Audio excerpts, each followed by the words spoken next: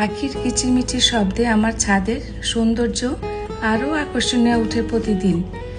তাই আমি 2টি বাবুই পাখির বাসা কিনে ছাদের 2টি গাছের ডালে ঝুলিয়ে দিই। সব ধরনের পাখি দেখা গেলেও টিয়া পাখি খুব কম দেখা যায়, কিন্তু আমি খুবই সৌভাগ্যবান যে আমার ছাদের টিয়া পাখি প্রায় দিনই আসে। ছাদের এই আতা গাছটায় টিয়া পাখিগুলো ডালে এসে বসে থাকে।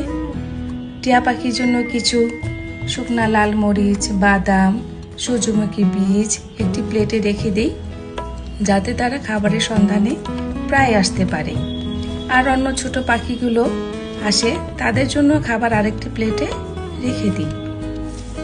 ছাদের এই গাছপালা দেখতে দেখতে, পাখির কিচিরমিচির শুনতে শুনতে কিভাবে যেন আমার দিন পার হয়ে সন্ধ্যা গড়িয়ে যায়।